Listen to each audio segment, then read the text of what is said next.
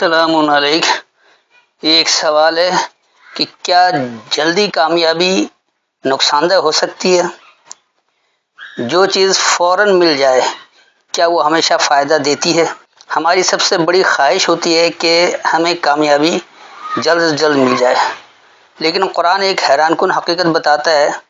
انسان کبھی کبھی جلدی میں وہ چیز مانگتا ہے جو اس کے لیے نقصان دہ بھی ثابت ہو سکتی ہے.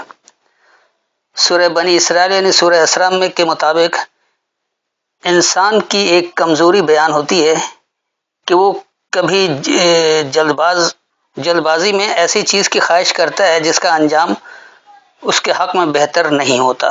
مسئلہ خواہش نہیں، مسئلہ بغیر سمجھ کے فوری نتیجہ چاہنا ہے. اسی طرح سورہ انبیاء کے مطابق انسان جلد باز پیدا کیا گیا ہے. قرآن انسان کی اس نفسیات کو سامنے لاتا ہے کہ وہ فوری جواب، فوری کامیابی اور فوری تبدیلی چاہتا ہے، جبکہ زندگی کا نظام بتدریج اور تربیت پر قائم رہے. تو یہ سوال پورا، اور یقینی سی بات ہے کہ سوال کو روایتی تراجم سے سمجھ کر ہی کیا گیا ہے، ورنہ ایسی کوئی بات نہیں ہے کہ انسان کے اندر جلد بازی پیدا ہے. جلد باز انسان کون ہوتا ہے وہ ایک الگ مسئلہ ہے. بہرحال اس سوال کو سامنے رکھتے ہوئے اور جو ہمارے یہاں تراجم موجود ہیں ان کے مطابق چند گزارشات پہلے آپ کے سامنے، پھر اس کے بعد ان آیتوں کی حقیقت بھی کھولیں گے کہ یہاں بات کیا ہو رہی ہے. ہم سب کامیابی چاہتے ہیں، لیکن کیا ہر جلدی ملنے والی کامیابی ہمارے حق میں ہوتی ہے؟ کبھی کبھی جس چیز پر ہم سب سے زیادہ بے چین ہوتے ہیں وہ چیز ہمارے نقصان کا سبب بن جاتی ہے. انسان جلدی چاہتا ہے، لیکن کیا زندگی کے بڑے فیصلے بھی جلدی میں کیے جا سکتے ہیں؟ قرآن اس بارے میں کیا بتاتا ہے؟ فوری کامیابی، فوری دولت، فوری شہرت، کیا یہ ہمیشہ کامیابی ہوتی ہے یا ایک امتحان؟ اگر آپ کو آج وہ سب مل جائے جو آپ چاہتے ہیں تو کیا آپ واقعی اسے سنبھال پائیں گے؟ اب آئیے ہم ان دونوں آیتوں کو بھی دیکھ لیں جس کا حوالہ دیا گیا ہے.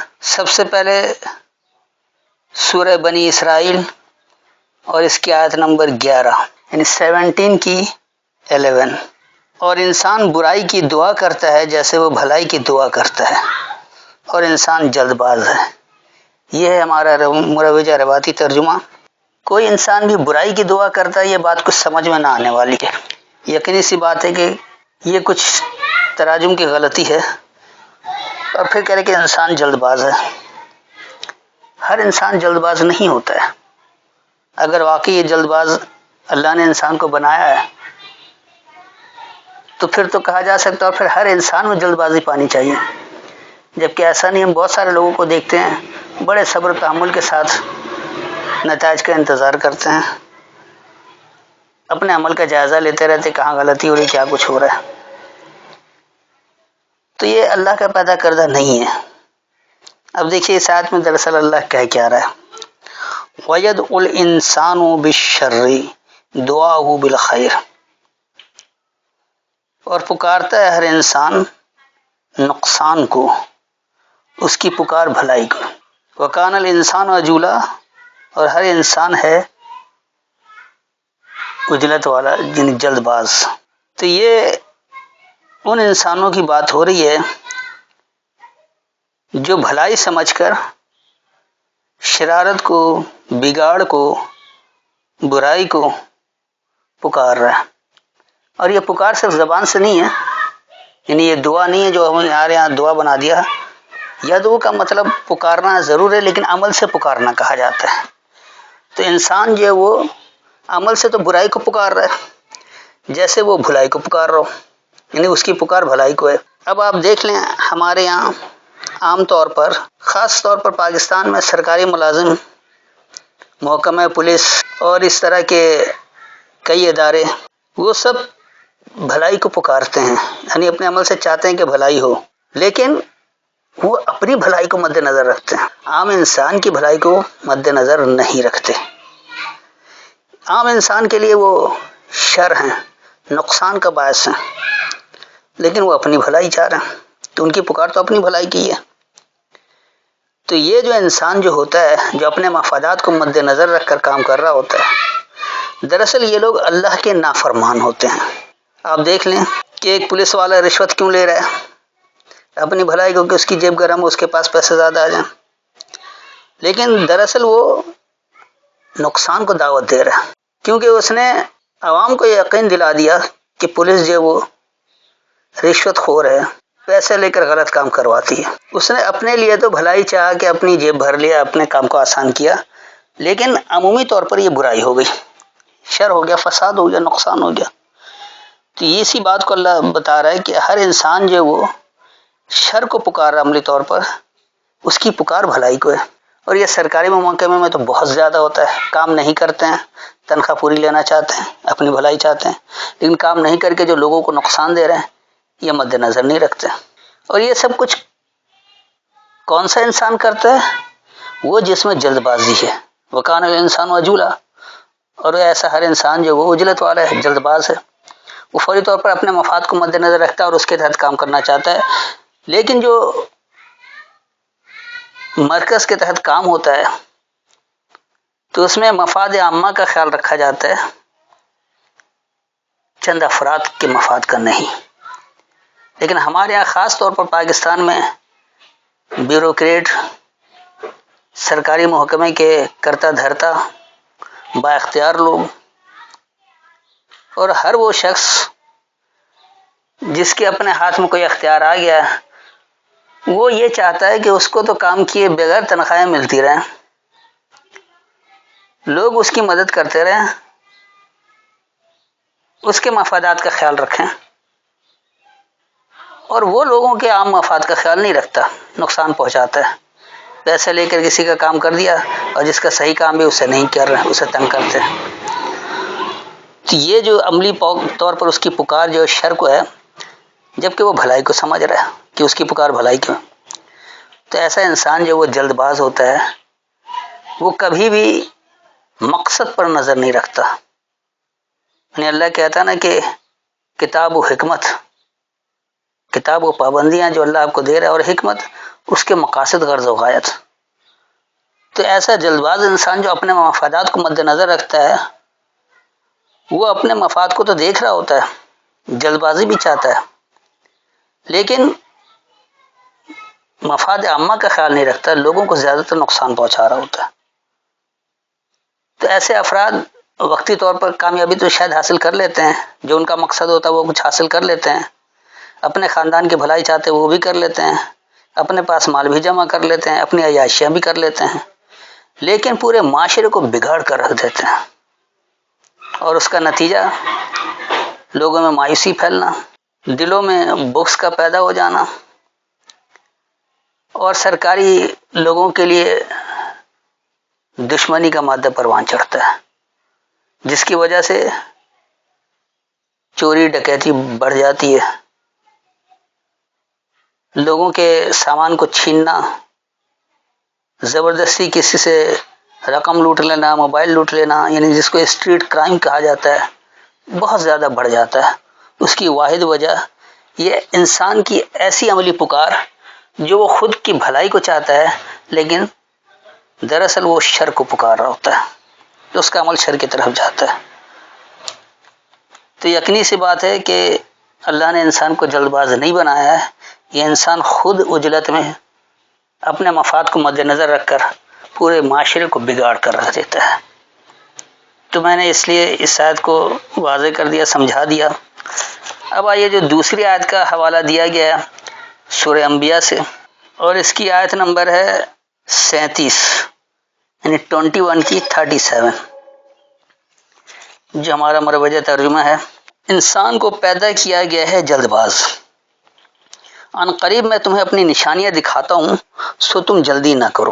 اب دیکھیے اس روایتی ترجمے کی وجہ سے، کیونکہ ہمارے یہاں جو جتنے مترجمین ہیں ان سب نے روایتوں کو سامنے رکھا ہے، ان کا تعلق جس فقہ سے بھی ہو، چاہے وہ شیعہ ہو یا سنی، اہل حدیث ہو یا حنفی، مالکی، شافعی، کچھ بھی ہو، سب نے اپنے اپنے اکابرین کے ترجمے کو سامنے رکھا اور اس کے مطابق اپنے عقائد بنا رکھے ہیں، قرآن کے متن پر غور نہیں کیا کہ اللہ کے الفاظ کیا ہیں، وہاں کیا کہا جا رہا ہے.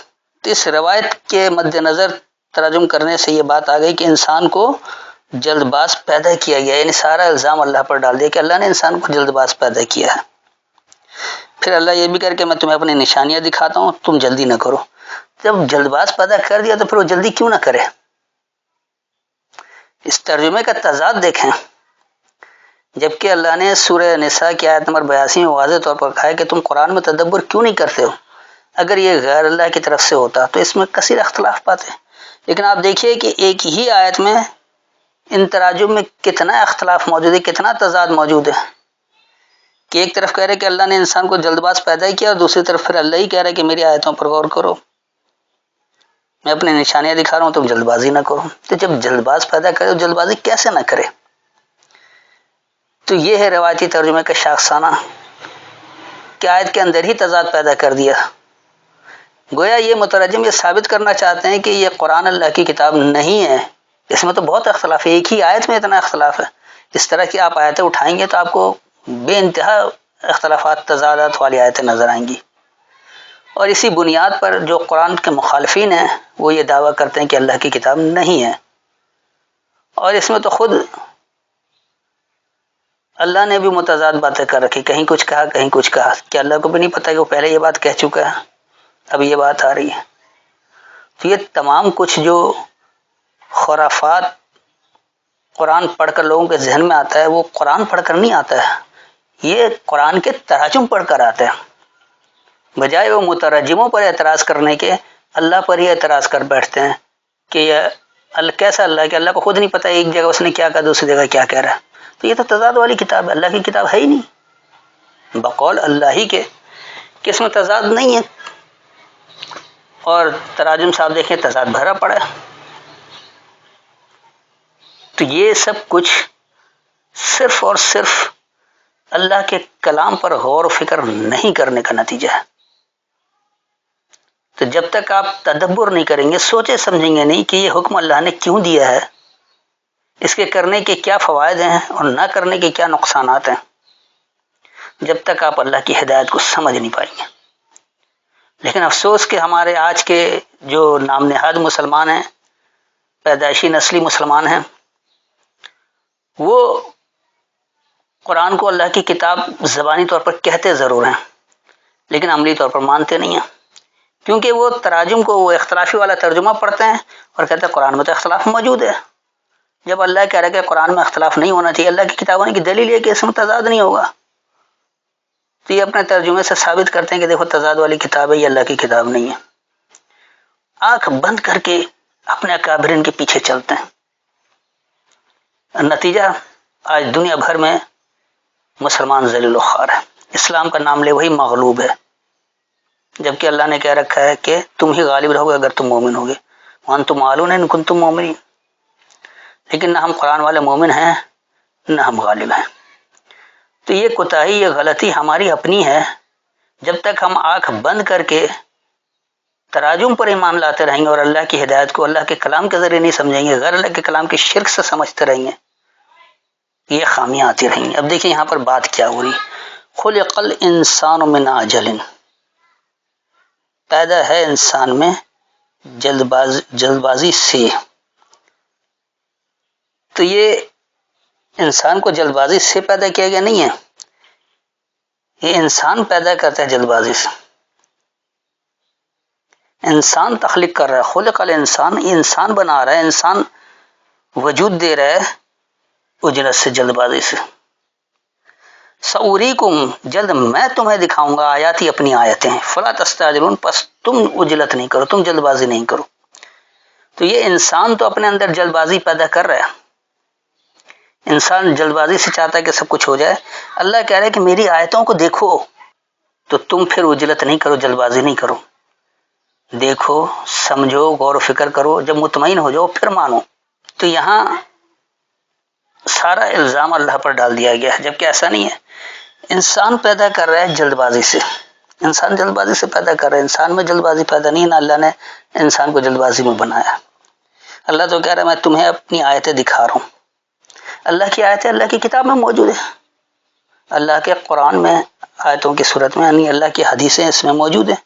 تو اللہ کہہ رہے میری آیتیں دیکھو، اور تم جلد بازی نہیں کرو، تم اس میں عجلت نہیں کرو، بات کو اچھی طرح سے غور و فکر کرو، سمجھو، ہر پہلو سے اس کا جائزہ لے لو. جب بات سمجھ میں آ جائے پھر اس پر عمل کرو، کیونکہ اللہ کا حکم اللہ کے اپنے مفاد کے لیے نہیں ہے، اللہ کے احکامات انسانوں ہی کے مفاد کے لیے ہیں، کیونکہ اللہ تو بے نیاز ہے، اللہ کو کچھ نہیں چاہیے. آپ اللہ کے فرما بردار بنیں گے تو اللہ رہے گا، ایسا نہیں ہے. آپ اللہ کے نافرمان بن جائیں گے تو کیا اللہ نہیں رہے گا؟ ایسا بھی نہیں ہے. اگر آپ اللہ کی فرما برداری اختیار کریں گے تو آپ کا ہی مفاد ہے، آپ کی زندگی بہتر ہوگی، آپ خوشحال معاشرے میں رہیں گے، آپ کا معاشرہ اچھا ہوگا، آپ کا ملک امن و سکون سے رہے گا، آپ کے یہاں خوف اور حزن غائب ہو جائے گا، پرامن معاشرہ آپ کا بنے گا، خوشحالی والا معاشرہ آپ کا بنے گا. لیکن اگر آپ اللہ کے احکامات کو مد نظر نہیں رکھتے ہیں، اللہ کے کلام میں غیر اللہ کے کلام کا شرک کر کے کچھ کا کچھ بنا دیتے ہیں، تو اس کا نتیجہ بھی آپ ہی کو مل رہا ہے. آپ کا کردار خراب ہو رہا، آپ بد کردار بن رہے ہیں.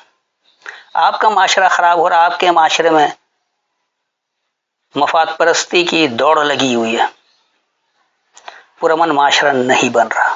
آپ کی معیشت غیر مستحکم ہو رہی ہے، آپ کی خوشحالی غائب ہو رہی ہے، آپ کے یہاں بدحالی آ رہی ہے، آپ حزن و ملال کا شکار ہیں، آپ کے یہاں بدامنی سلگتا معاشرہ بن رہا ہے. آپ اللہ کے جتنے فرما بردار ہو جائیں گے اتنا ہی آپ کا مفاد ہے، باکردار بھی ہوں گے، معاشرہ بھی اچھا بنے گا، معیشت بھی مستحکم ہوگی، پرامن دنیا قائم ہوگی، ایک اچھی ریاست وجود میں بنے آئے گی، اور اس کا وہ سلامتی والا نظام نافذ ہوگا جو اللہ نے لوگوں کے لیے پسند کر رکھا ہے، جس کو سورہ مائدہ کی آیت نمبر 3 میں اللہ نے واضح کیا. تو یہ سب کچھ دراصل قرآن کو روایتی ترجمے سے سمجھنے کی وجہ سے ہو رہا. اگر آپ ترجمہ صحیح سے سمجھ لیں گے تو بات بہت واضح ہے، اور کہیں ایسی کوئی بات نہیں آئے گی جس سے کوئی تضاد پیدا ہو، جس سے یہ محسوس ہو کہ یہ قرآن اللہ کی کتاب نہیں ہے. تو دراصل یاد رکھیے کہ ہر تاخیر ناکامی نہیں ہوتی، اور ہر جلدی کامیابی نہیں ہوتی. کبھی وقت کا انتظار انسان کو اس قابل بناتا ہے کہ وہ ملنے والی نعمت کو سنبھال سکے. اب آخر میں آپ سے سوال ہے کہ آپ کے خیال میں کامیابی میں زیادہ اہم کیا ہے؟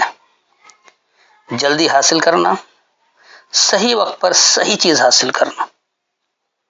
اپنے کمنٹ میں لکھ کر ضرور اپنی رائے کا اظہار کریں، تاکہ ہمیں بھی اندازہ ہو کہ آپ لوگ غور سے، صبر و تحمل کے ساتھ، سوچ و فکر کے ساتھ، اپنی عقل کو استعمال کرتے ہوئے سنتے ہیں، اور پھر آپ اس کی تصدیق قرآن کی آیتوں سے کرتے ہیں کہ واقعی اللہ کی یہ بات ہے یا نہیں.